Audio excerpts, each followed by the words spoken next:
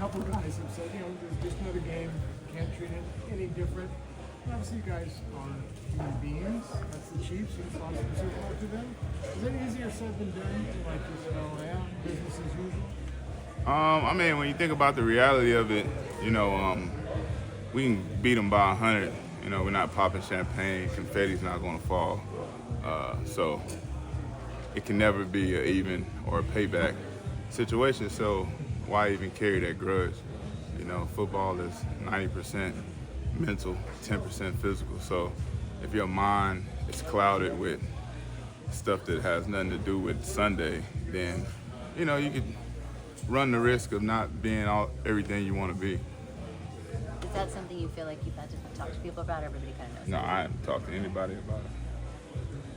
Is this still one of those can't get too high, can't get too low type of games, or are you guys a little bit, or you yourself, a little bit more dialed in going into this one, knowing what's on the table? Well, I'm dialed in because we're 3-3, and I think everybody in here kind of feels like we've underachieved at times. So we're dialed in because we want to right that wrong. Obviously we're playing the best team in the league too, so that is a added point of pressure. But the only way you can win this game is by playing smart football and protecting the ball, not shooting yourself in the foot. That's what we got to focus on. I don't think we can focus on the whole payback, revenge type of thing. Trent, there have been signs that your rookie classes, they've already contributed some, but that they're ready to keep giving more. What have you noticed about that group, maybe in terms of confidence level, or maybe the way even they feed off of each other and learn from veterans like yourself? Yeah, I think you probably got to ask them how much they learn, but from my observation, it's been a really, really productive rookie class, probably the most productive I've been around in my career, just because it's from so many people in so many different positions, not just one guy. And then we're getting Ricky back hopefully this Sunday, so that should add to it. But yeah, I think the front office did an amazing job with this draft. They brought in a lot of key guys that's ready to contribute right away, and that's hard to find. You know the realities of the salary cap when you got a lot of highly paid players on this team. How important is it to have, not just for the near term but the long term, to have young guys like that contributing at that level? Well, it's always important to hit on your draft picks.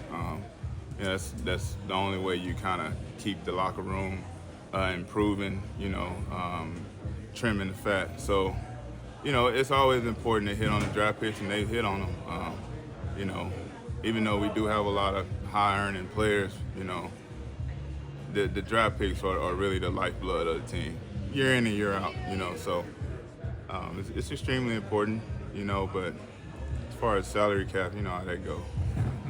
Spags loves to blitz. What sort of challenges does he present, and how unpredictable is his defense? Yeah, he definitely mixes it up. He definitely has he loves to go to zero, especially at big times of the game. Got to have his situations, 3rd and long, 4th and long. You can expect him to heat you up.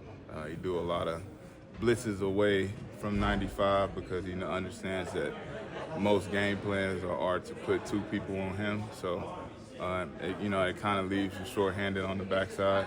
So, he mixes it up. He's one of the best defensive coaches in the NFL. Obviously, his track record speaks for itself. We all know who Coach Reed is, and his track record speaks for itself. So, I had a great coach staff, very well coached team. That'll do.